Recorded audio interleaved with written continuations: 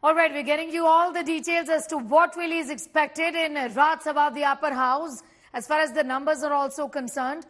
When the government says it has the numbers, what next then really for the opposition? So let's get you up to speed with the numbers here. Government has numbers in Rajya Sabha like it did in Lok Sabha. The strength is at 238. So let's talk about the halfway mark, which stands at 120.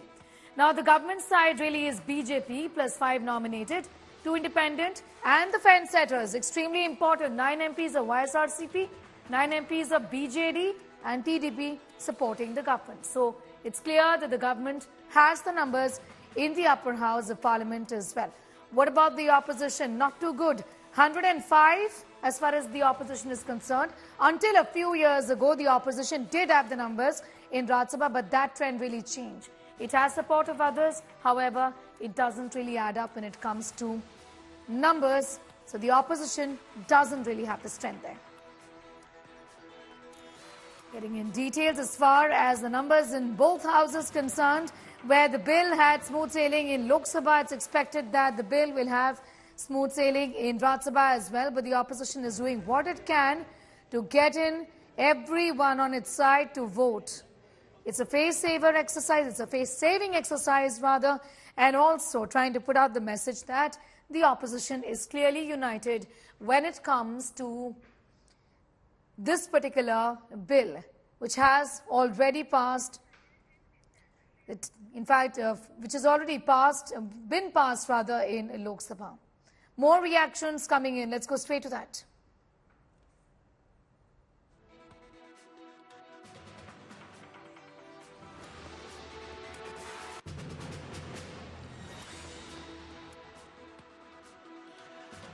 आम आदमी party के लिए बड़ी चुनौती दिल्ली सेवा bill. हमारे साथ राज्यसभा सांसद संजय सिंह जुड़ गए हैं। आम आदमी पार्टी के यूं तो 10 राज्यसभा सांसद हैं, लेकिन आप सस्पेंड हो चुके हैं तो आपकी एक ताकत कम हो गई, अब 9 राज्यसभा सांसद हैं।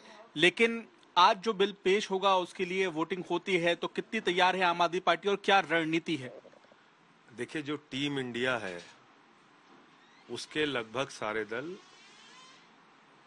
इस बिल के विरोध में हैं और उन्होंने एक मत से ये निर्णय लिया है कि जब भी ये बिल आएगा तो इसके खिलाफ बोलेंगे भी और वोट भी करेंगे।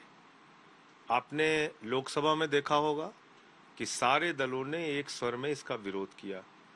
अब सरकार की तानाशाही का आलम यह है कि जो भारतीय जनता पार्टी 1993 से लेकर लगातार 2015 तक पूर्ण राज्य की वकालत करती रही, और इतना ही नहीं, 2003 में आडवाणी जी एक बिल लेके आए थे कि दिल्ली को पूर्ण राज्य बनाया जाए। आज वो पार्टी हमको सर्विसेज का अधिकार नहीं देना चाहती और माननीय सर्वोच्च न्यायालय के 5 जजों का फैसला आने के बाद भी नहीं देना चाहती। तो मानोगे क्या आप? लोकतंत्र आप मानोगे नहीं, संघीय ढांचा आप मानोगे नहीं, संविधान आप मानोगे नहीं, सुप्रीम कोर्ट आप मानोगे नहीं। तो अगर आपको एलजी और राज्यपाल के डंडे से देश को चलाना है तो एक तो हो गए मोदी जी, दूसरे हो गए अमित शाह, बाकी सारे राज्यों के अंदर आप राज्यपाल और एलजी रख दीजिए। क्या जरूरत है चुनाव कराने की? फिर चुनाव का मतलब क्या हो गया? अगर एक इलेक्टेड गवर्नमेंट, एक ऐसी गवर्नमेंट जिसको प्रचंड बहुमत मिला, 67 सीट मिली, 62 सीट मिली, उस सरकार को ये अधिकार नहीं है कि वो एक डॉक्टर का ट्रांसफर कर सके, एक इंजीनियर का ट्रांसफर कर सके, एक डीएम एसडीएम का ट्रांसफर कर सके, तो फिर सरकार का मतलब क्या बचेगा? आप मुझे बताइए। लेकिन साथ ही जब हमने लोकसभा में देखा बिल पेश हो रहा था, गृह मंत्री अमित शाह लगातार आम आदमी पार्टी पर निशाना साध रहे थे। उन्होंने तमाम बातें कही, सुपाड़ी तक कह दिया आम आदमी पार्टी को, और ऐसी स्थिति में एक नया विवाद शुरू हो गया। साथ ही साथ भ्रष्टाचार की वो बात करते नजर आए, विपक्षी गठबंधन इंडिया पर प्रहार करते नजर आए। देखिए, इन लोगों की हालत मैं तो आपको कई बार कह चुका हूं। भ्रष्टाचार का आरोप लगा रहे थे हमारे ऊपर, आज तक न कोई तथ्य मिला न प्रमाण मिला। और अब मैं भाजपाइयों से कहता हूं कि भ्रष्टाचार के खिलाफ मत बोला करो। भ्रष्टाचार के खिलाफ भाजपाई बोलते हैं तो ऐसा लगता है ओसामा बिन लादेन अहिंसा पे उपदेश दे रहा है। भाई कंपटीशन चल रहा है इनके यहां। तुमने 70,000 करोड़ का घोटाला किया, इधर जल्दी आओ। 80,000 करोड़ का किया, इधर जल्दी आओ। लाख करोड़ का किया, जल्दी। आप देखिए ना, पूरब से लेके पश्चिम तक, उत्तर से लेके दक्षिण तक, जो जितना बड़ा भ्रष्टाचारी वो उतना बड़ा पदाधिकारी। वाटर स्कैम हेमंत विश्व शर्मा के ऊपर बीजेपी ने लगाया, हमने नहीं लगाया। उसकी सीबीआई की, ईडी की जांच चल रही थी, उसको मुख्यमंत्री बना दिया।